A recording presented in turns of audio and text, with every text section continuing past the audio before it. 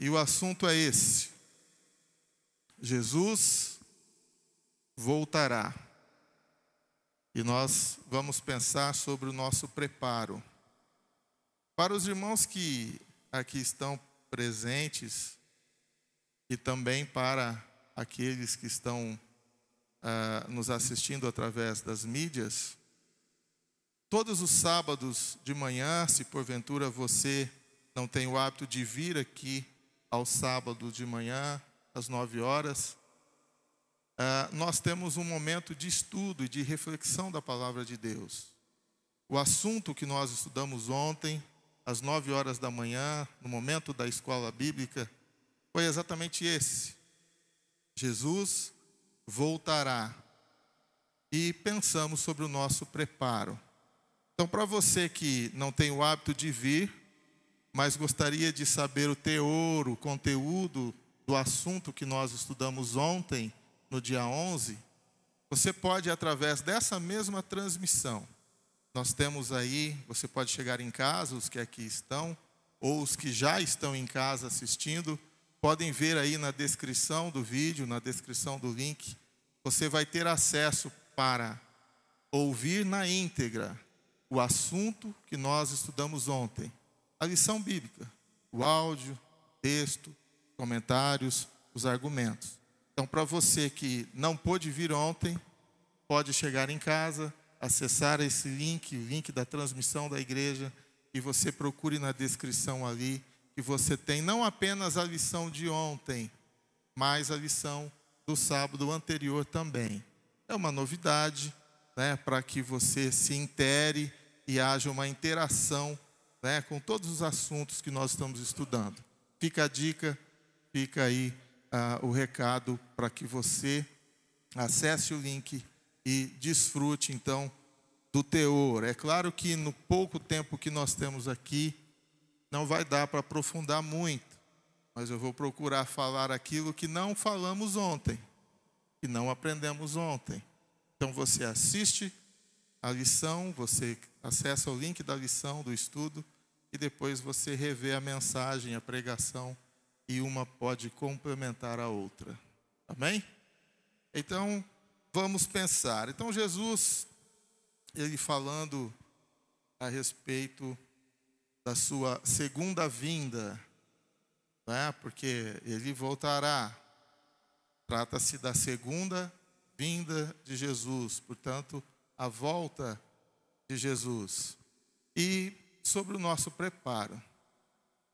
O evangelista Mateus, ele apresenta aqui para a gente palavras ditas pelo próprio Senhor Jesus.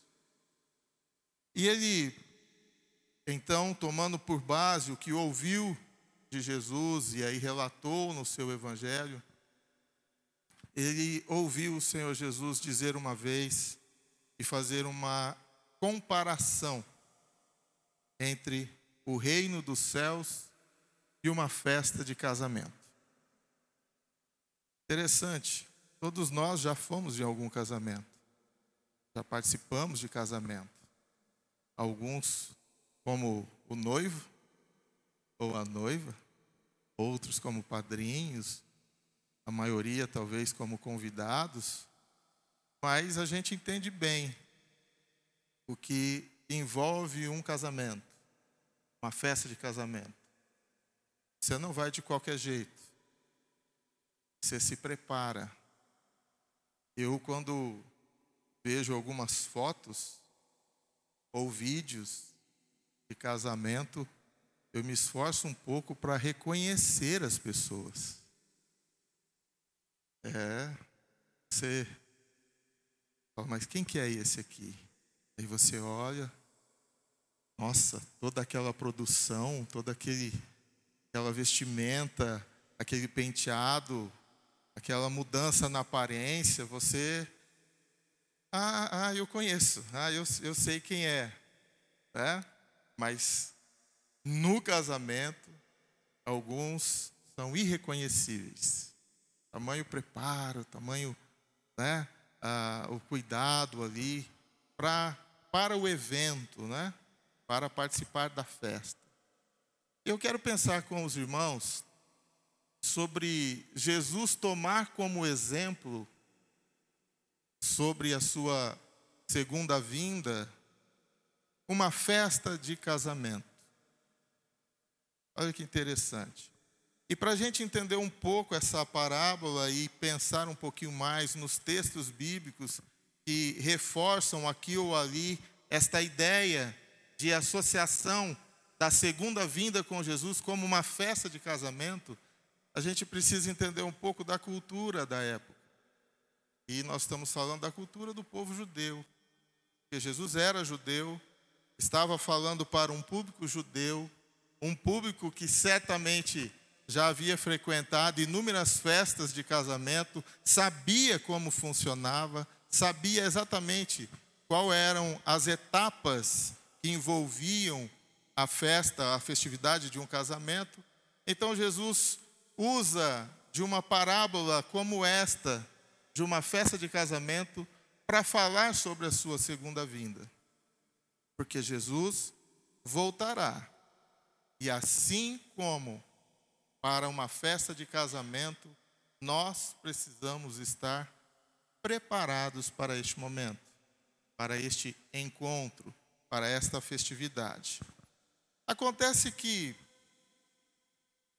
no costume judaico, então, o pai do noivo geralmente escolhia a noiva para o seu filho. Quando ele não podia fazê-lo pessoalmente, ele enviava alguém de sua confiança. E aí a gente lembra da história de Abraão, né? E pediu que fosse enviado alguém ali para escolher uma esposa para o seu filho. Seu servo, principal homem da casa. Só que, além da escolha da noiva, que era feita geralmente pelo pai, ou alguém da sua confiança, tinha como prerrogativa a noiva aceitar ou não. Eu não estou falando de casamentos arranjados ou forçados, né?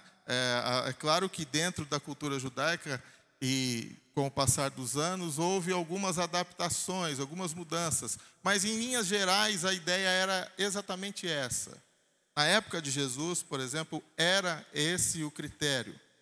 O pai escolhia a noiva para o filho e num determinado momento, quando não havia recusa por parte da noiva, o próprio filho ia até a casa da noiva.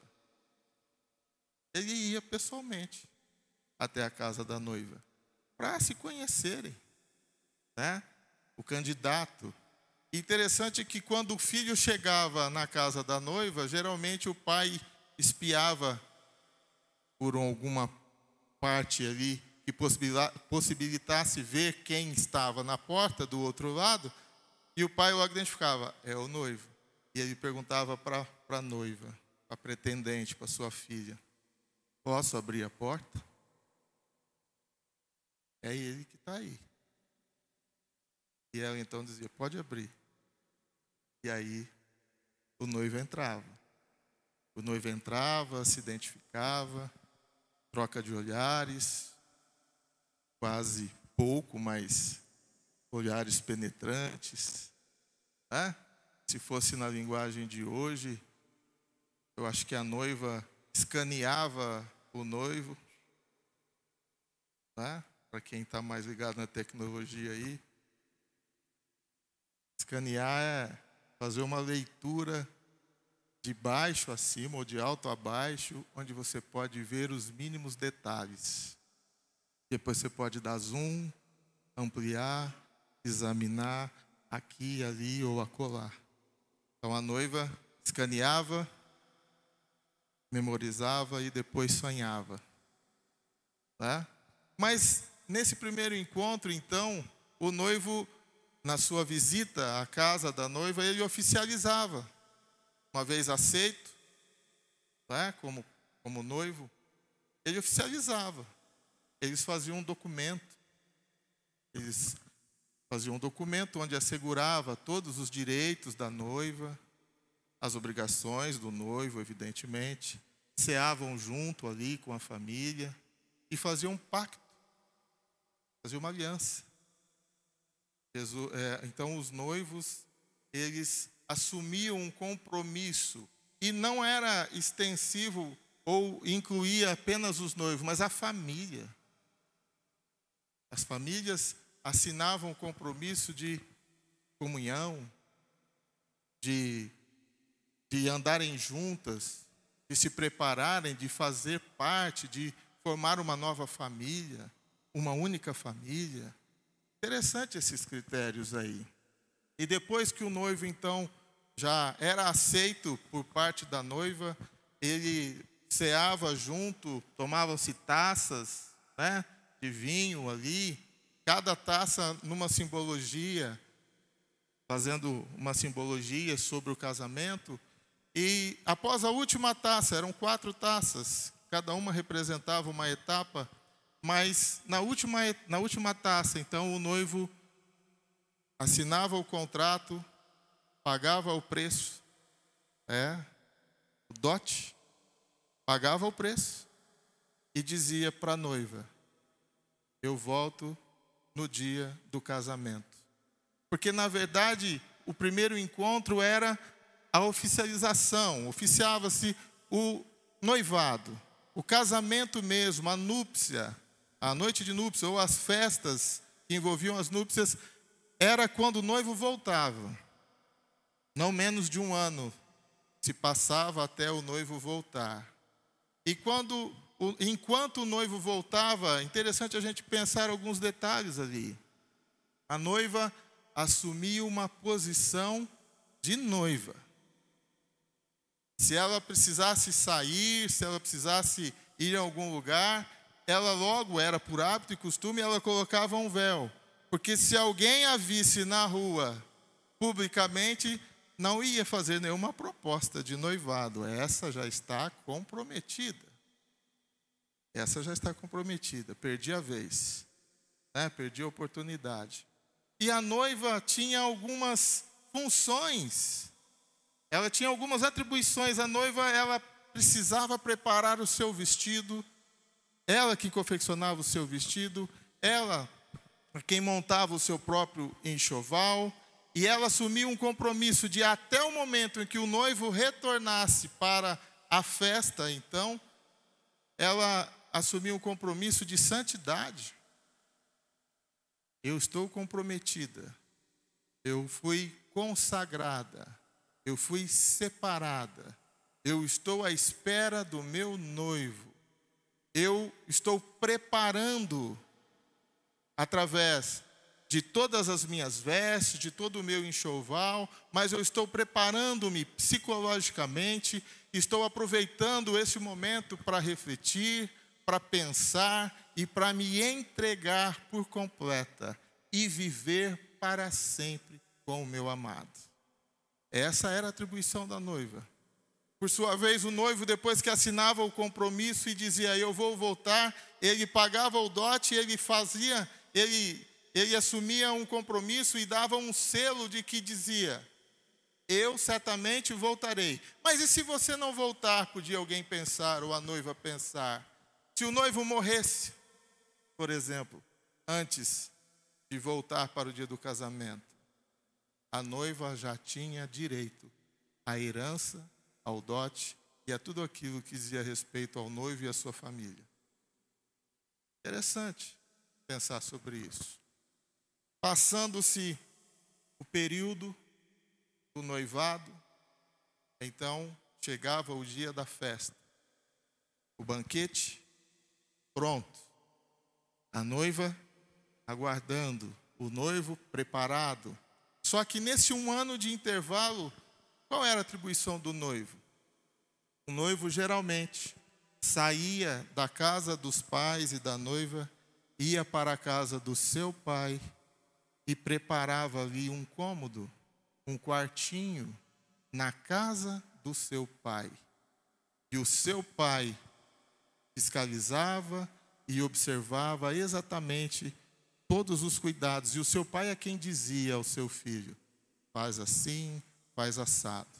E apenas o seu pai poderia dizer: está pronto, está preparado.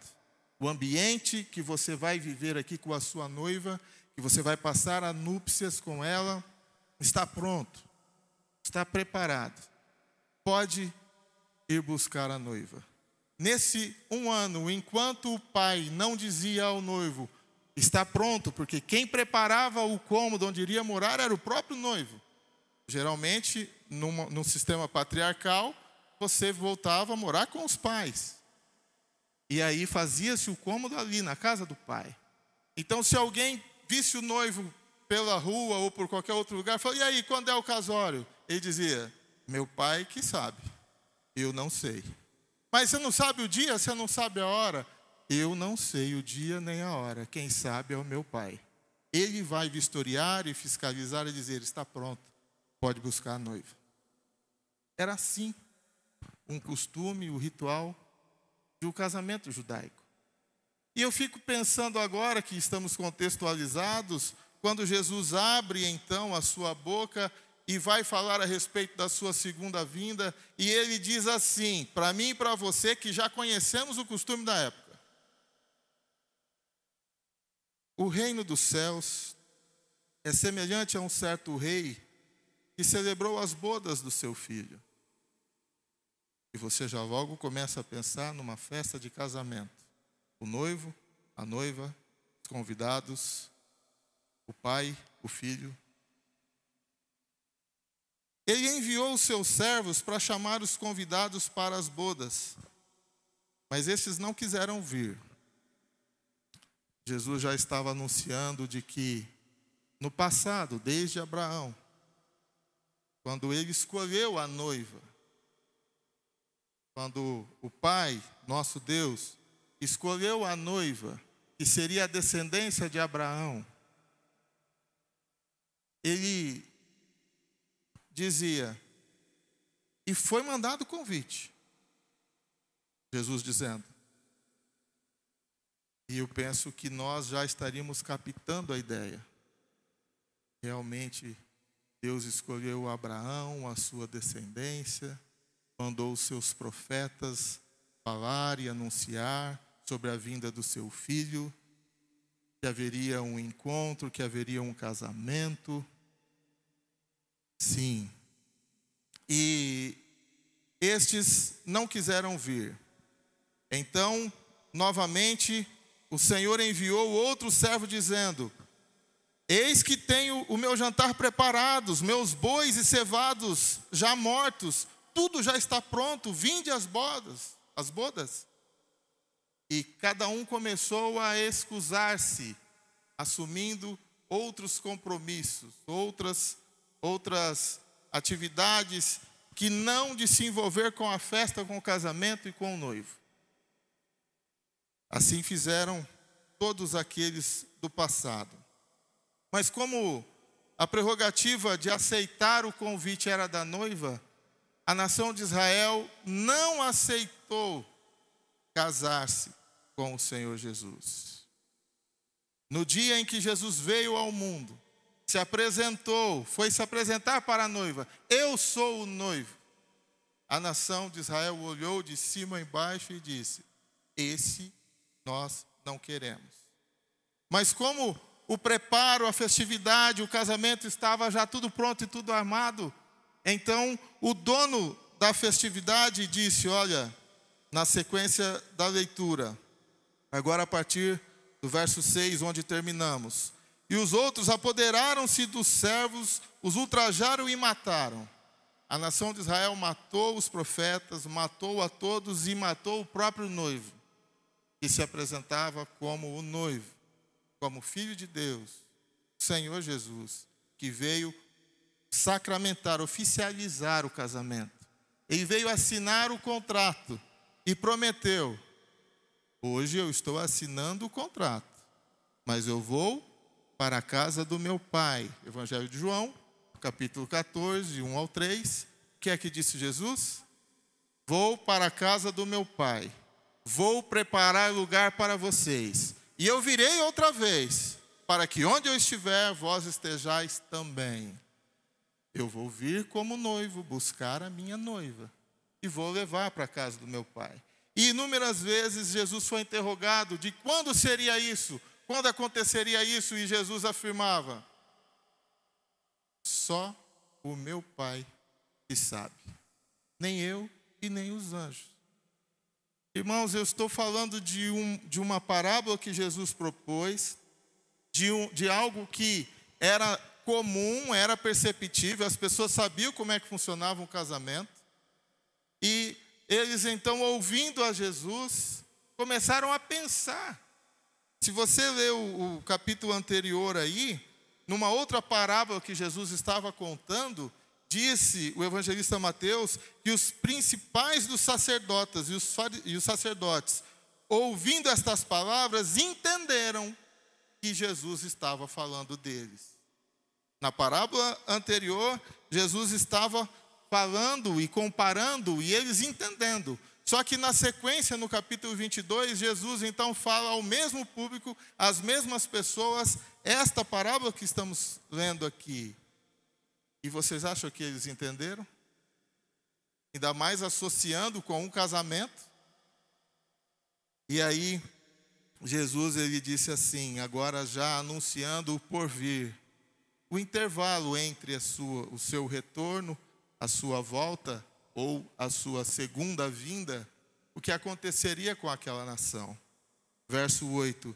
Então disse, verso 7, o rei, tendo notícias disso, encolerizou-se e, enviando os seus exércitos, destruiu aqueles homicidas e incendiou a sua cidade. Os judeus perderam a exclusividade de noiva, a noiva escolhida e adornada como descendente de Abraão, viram a destruição da sua cidade, a destruição do seu templo, pouco tempo depois, e ouviram Jesus dizendo de que, ide, pois, as festas, as bodas estavam preparadas, mas os convidados não eram dignos. Rejeitaram. A nação de Israel, como noiva, rejeitou o convite de casamento. Mas Jesus continua dizendo, então, na parábola, ide, pois, às saídas dos caminhos e convidai para as bodas a todos os que encontrardes. E os servos, saindo pelos caminhos, ajuntaram todos quantos encontraram, tanto os maus como bons, e a festa nupcial ficou cheia de convidados. O rei, entrando para ver os convidados, verso 11, viu ali um homem que não estava trajado com veste nupcial. E disse, amigo, como entraste aqui, não tendo veste nupcial? E o homem emudeceu. Nós estamos pensando sobre a volta de Jesus, sobre a festa do casamento, sobre o encontro com Ele e sobre o nosso preparo. De repente, nós já fomos convidados, já aceitamos o convite, já estamos preparando as nossas vestes, já estamos preparando o nosso enxoval. O noivo está prestes a vir. E uma coisa interessante aqui é de que a casa estava cheia de convidados, mas o pai ainda não havia dado a ordem para o seu filho, pode buscar a noiva. O pai, sempre observando, a exemplo de uma festa de casamento, é como Deus estivesse olhando para nós hoje dizendo, eles já foram convidados, mas o Júlio não está vestido adequadamente. O Júlio não está preparado. Se eu liberar o noivo agora, o Júlio não vai participar. Ele não vai entrar. Ele não está pronto, ele não está preparado. E aqui, Jesus então disse na parábola de que deu ordem aos seus servos em relação a esta pessoa que havia sido convidada, já se sentia um convidado, estava aguardando o momento da festa, já estava se vendo dentro do salão, e então recebeu esta afirmação: como você entrou aqui sem estar vestido adequadamente? Como você não está preparado para este momento? Então, a ordem dada em relação a esta pessoa, para pensarmos aqui que pode ser eu ou você, é que esta pessoa, melhor dizendo, será lançado nas trevas exteriores, onde haverá pranto e ranger de dentes. E ainda diz: muitos são chamados, mas poucos são os escolhidos. Para pensarmos, irmãos, sobre o nosso chamado, sobre o nosso cuidado, sobre o nosso preparo, sobre o momento da vinda do noivo que está à porta, sobre a liberação por parte do pai do noivo, pode buscar a noiva, para a gente pensar.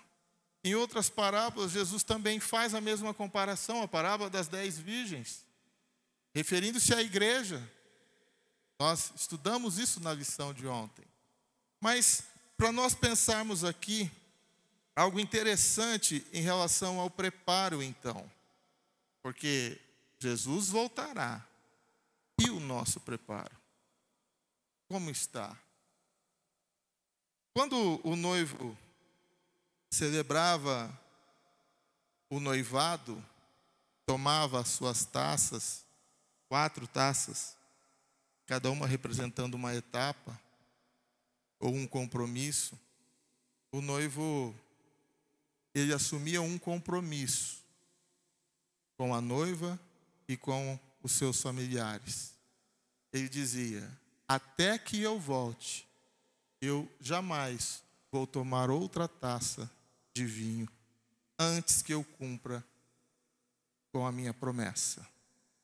E Jesus, quando ele se reúne com os discípulos, quando ele estava assinando um compromisso com a noiva, quando ele estava tecendo ali uma nova aliança, um novo acordo, um novo testamento, Jesus então estava ceando com os discípulos uma festividade que nós sabemos que é a festividade da Páscoa.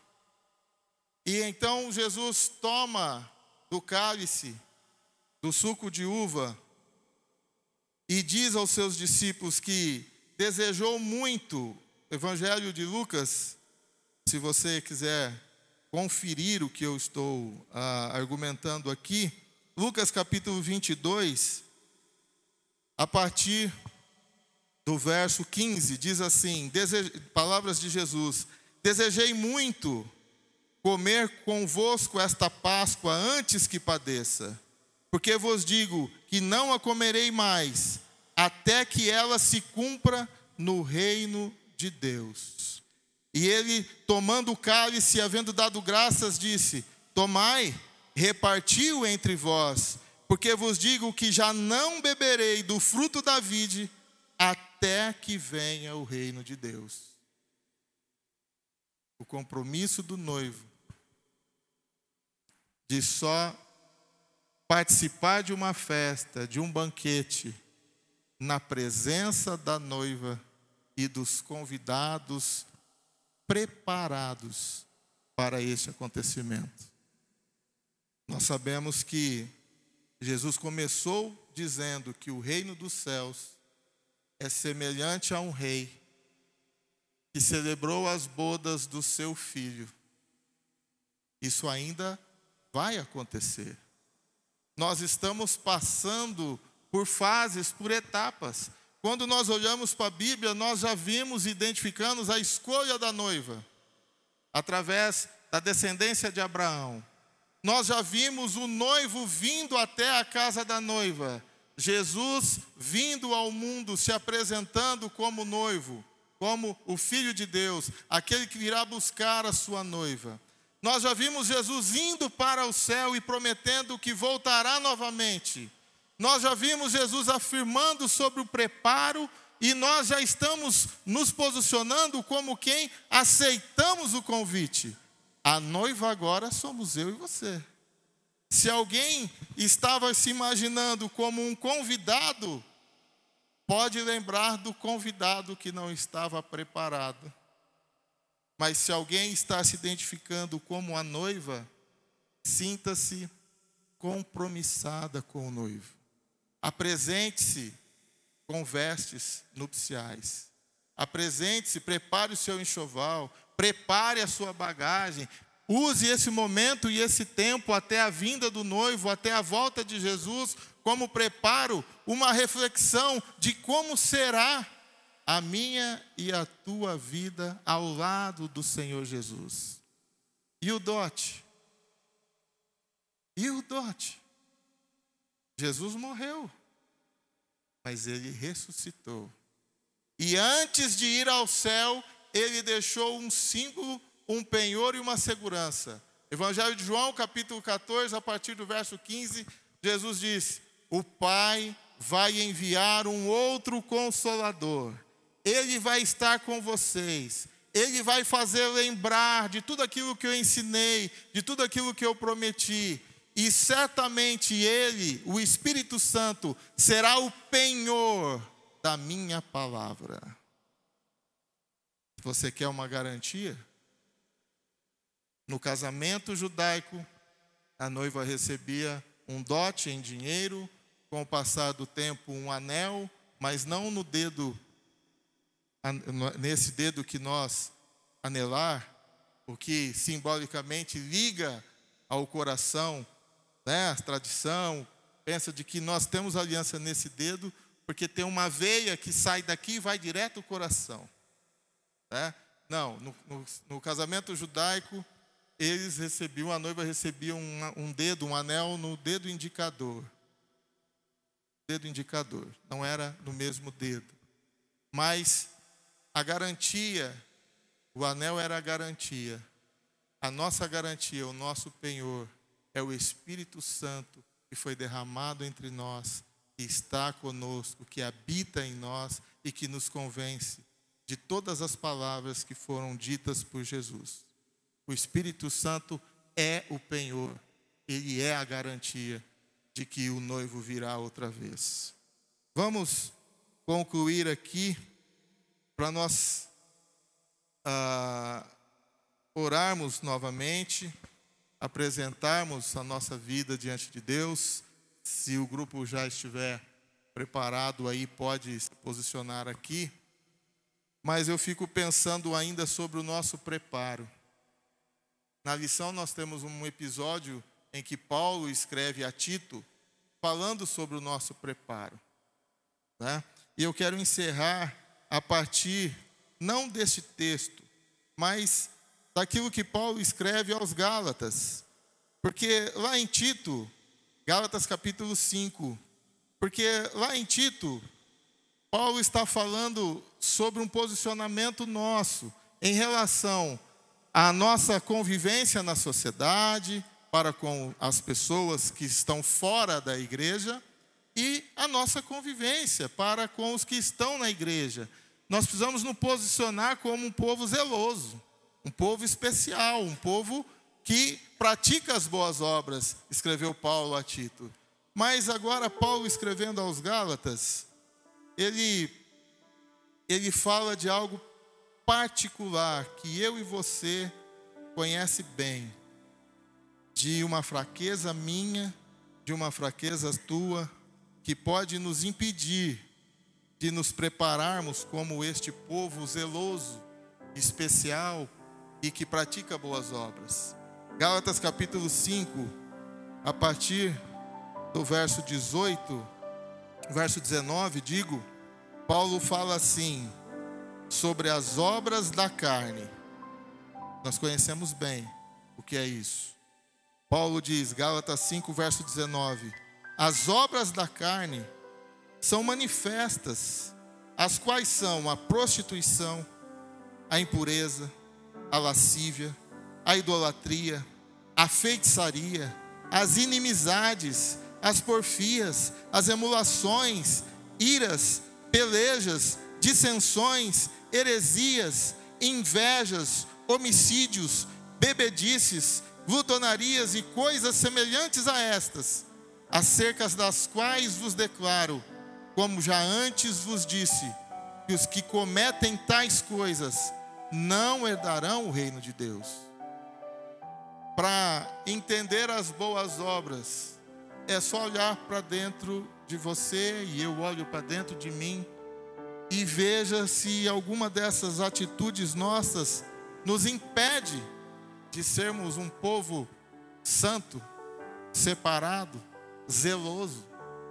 O cuidado pessoal, o particular, o pessoal, nas obras da carne, evidenciam se nós estamos vestidos adequadamente para essa festa, se somos convidados mal trajados, ou se somos a noiva adornada e preparada para o encontro do noivo.